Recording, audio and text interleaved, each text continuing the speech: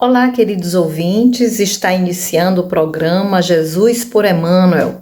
Estamos estudando a obra Pão Nosso, psicografia de Francisco Cândido Xavier pelo Espírito Emmanuel. Hoje estudaremos o capítulo 36 com o título Até o Fim.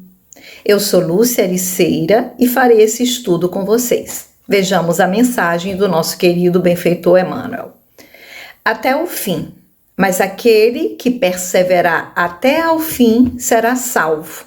Jesus, Mateus capítulo 24, versículo 13. E nos explica Emmanuel. Aqui não vemos Jesus referir-se a um fim que simbolize término, e sim a finalidade, ao alvo, ao objetivo. O Evangelho será pregado aos povos para que as criaturas compreendam e alcancem os fins superiores da vida. Eis porque apenas conseguem quebrar o casulo da condição de animalidade aqueles espíritos encarnados que sabem perseverar. Quando o mestre louvou a persistência, evidenciava a tarefa árdua dos que procuram as excelências do caminho espiritual. É necessário apagar as falsas noções de favores gratuitos da divindade.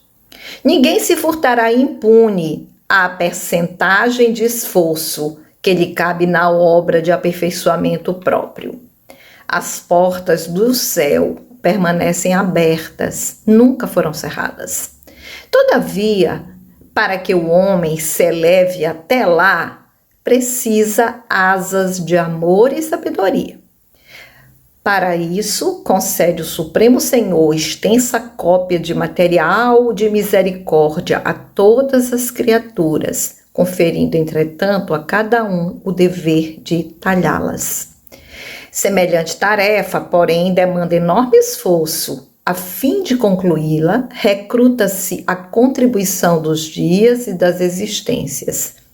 Muita gente se desanima e prefere estacionar séculos a fio nos labirintos da inferioridade. Todavia, os bons trabalhadores sabem perseverar até atingirem as finalidades divinas do caminho terrestre, continuando em trajetória sublime para a perfeição.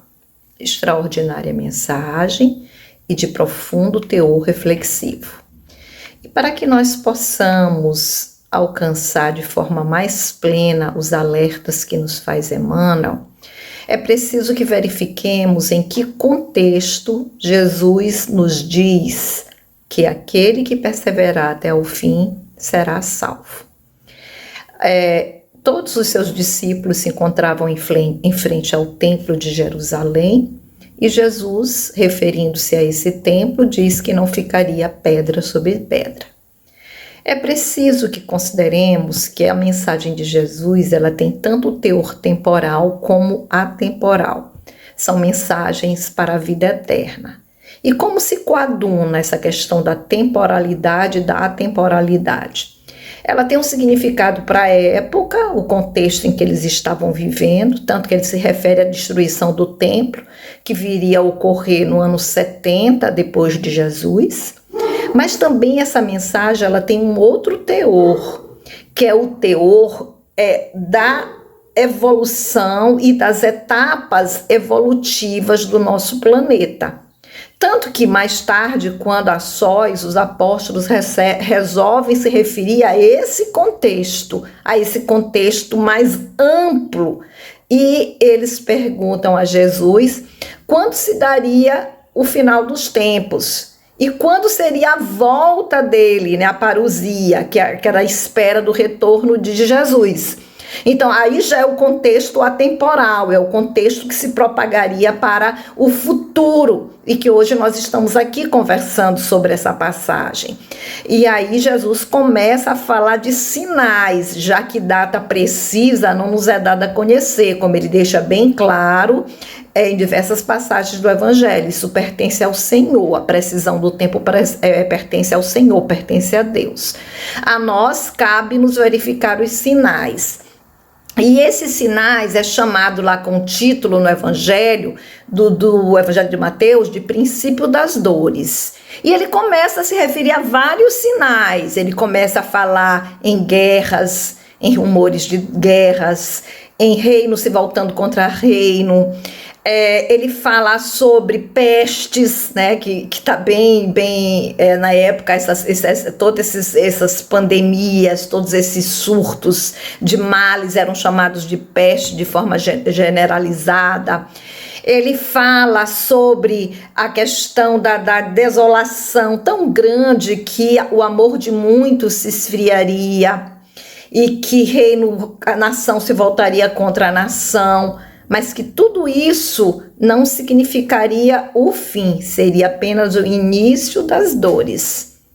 E haveria necessidade que o Evangelho fosse pregado em todas as nações. Isso significaria o fim. E aí a gente imagina como o fim a partir da pregação e da aceitação do Evangelho.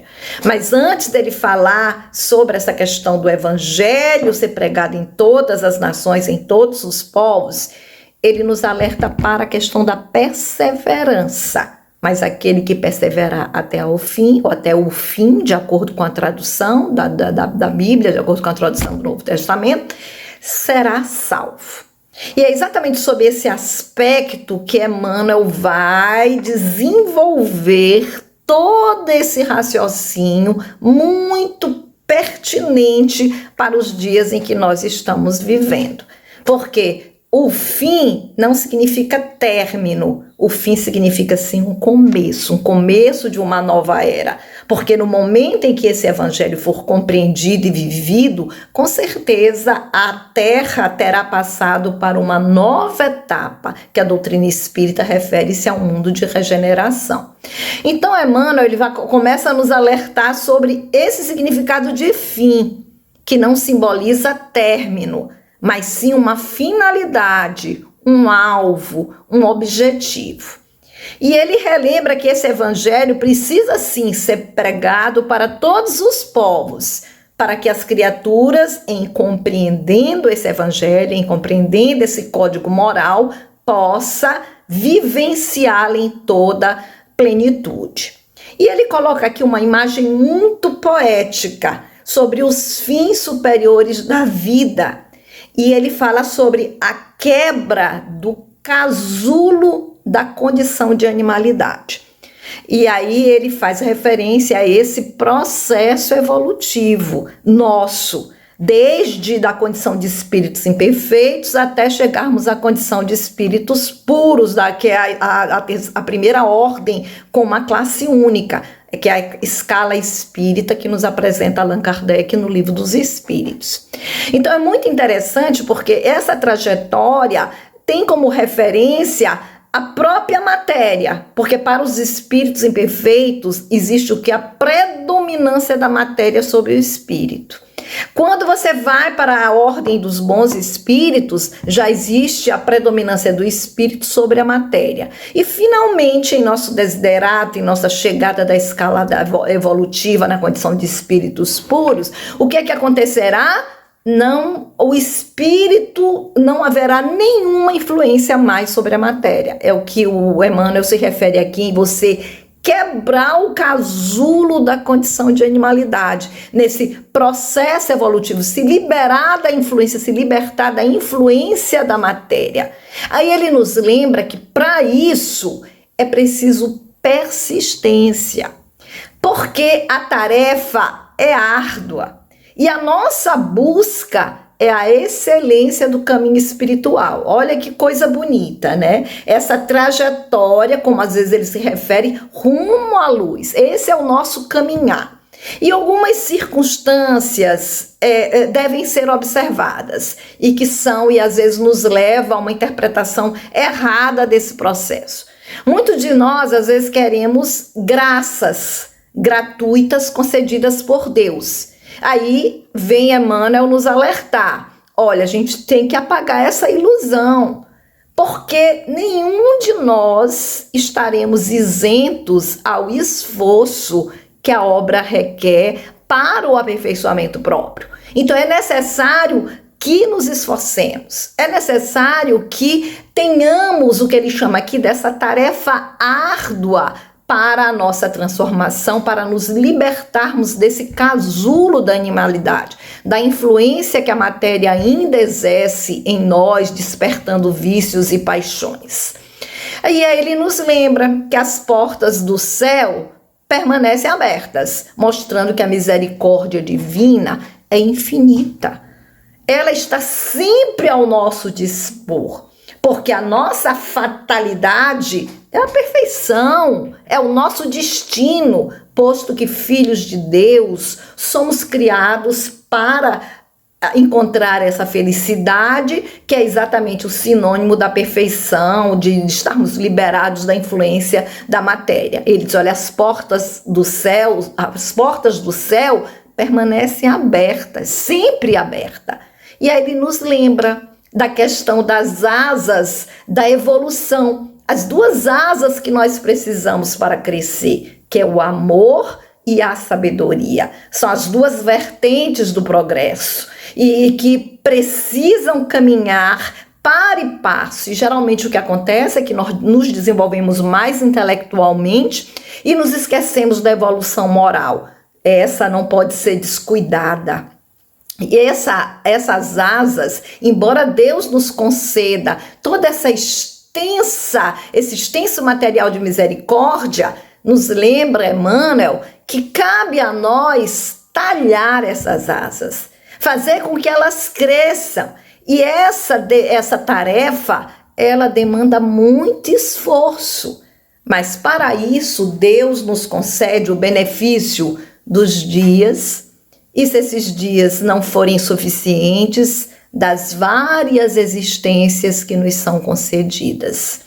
E na maioria das vezes nós nos esquecemos que cada dia é uma oportunidade, é uma bênção, é uma chance de nós despertarmos para podermos pegar o leme de nossa escalada evolutiva, ao invés de nos deixarmos levar ao sabor das ondas, sermos os artífices realmente de nossas vidas. E aí ele lembra que muitos de nós preferem estacionar por séculos a fios nos labirintos da inferioridade, prolongando o sofrimento, prolongando dor. Então, cabe-nos esse despertar. Queremos continuar sofrendo? Queremos continuar perdidos ao longo do caminho, sem um propósito, sem saber o que devemos fazer realmente nessa vida, sem buscarmos trilhar esses caminhos que nos levarão a essa trajetória espiritual? E ele nos lembra que a finalidade divina dos caminhos que percorremos na Terra é para que possamos dar continuidade à trajetória sublime para essa perfeição que precisamos encontrar e que nos é dado como herança, como meta de vida, que realmente nos cale fundo aos corações. Esse alerta que nos faz Jesus, de perseverar, de conseguir superar todos esses desafios de dor, sofrimento, todas as tempestades, os vendavais, as pandemias,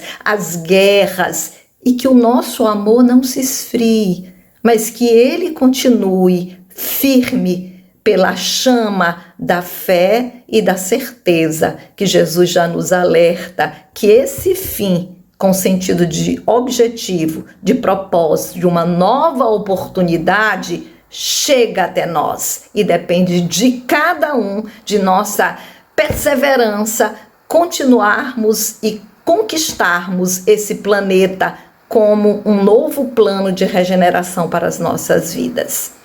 E assim nós concluímos a nossa reflexão e essa foi a nossa contribuição para o divulgar.net. Que Jesus nos abençoe e que essas mensagens calem fundo em nossos corações.